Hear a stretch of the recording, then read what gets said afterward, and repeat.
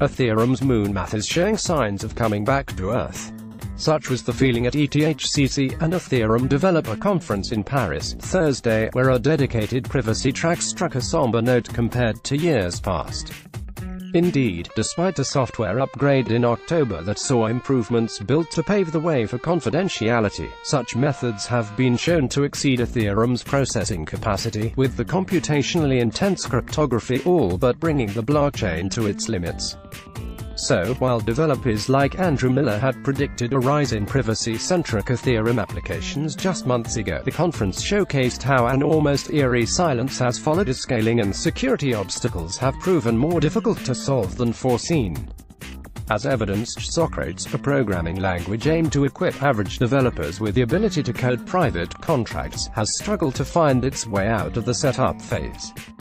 Speaking in a presentation today, the code's creator, Jacob Aberhart, said that Ethereum will need to add more cryptographic variables in a system-wide software upgrade for the concept to work. Still, Aberhart also bemoaned that, given the controversy that can follow such a suggestion, it's perhaps not one that will be adopted quite so easily. "We don't want to keep adding new crypto," Aberhart said.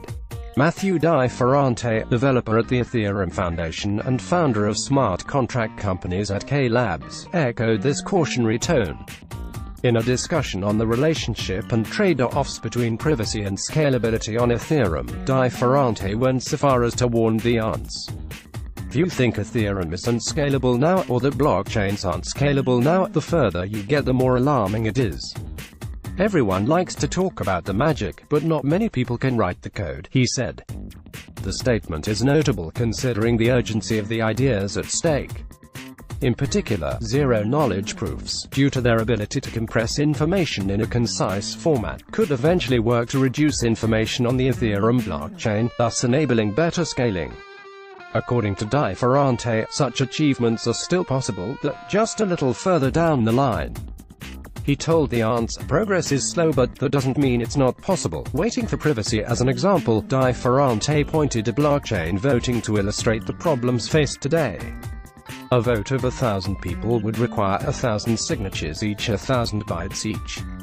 You would never be able to check a single signature due to the block gas limit, Di Ferrante said.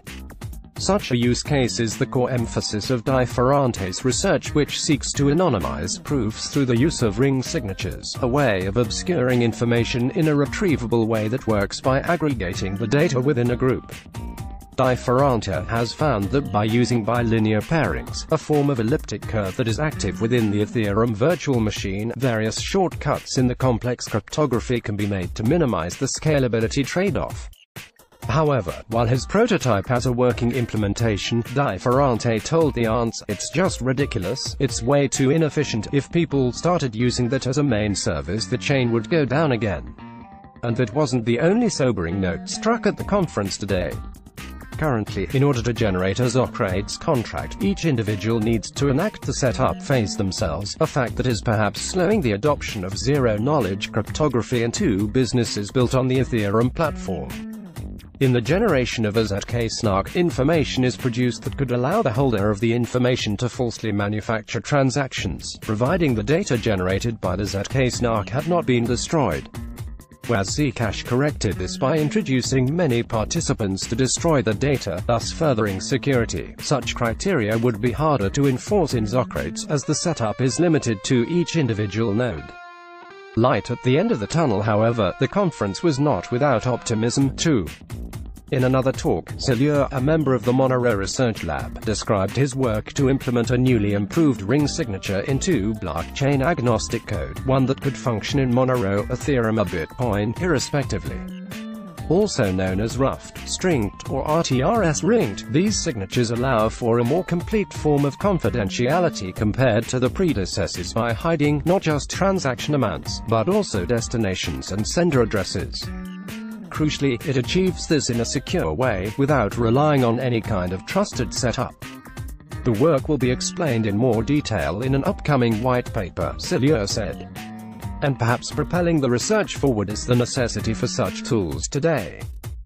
Speaking to CoinDesk, Gregor Zavsa of DataFund, an Ethereum-based startup that allows users to reclaim sovereignty of the data, said that, until zero-knowledge cryptography on Ethereum become more mature, the company will retain its users' data in a centralized, securely encrypted database. Down the line, Zavsa hopes that advancements in privacy could change the interaction paradigm when it comes to data exchange. We could design the process so the individual will be really able to share information on a need-to-know basis, Zavsa said. And the challenges faced by privacy today aren't just technical, he told CoinDesk. When it comes to DataFund, it's about how we integrate in a way that is frictionless.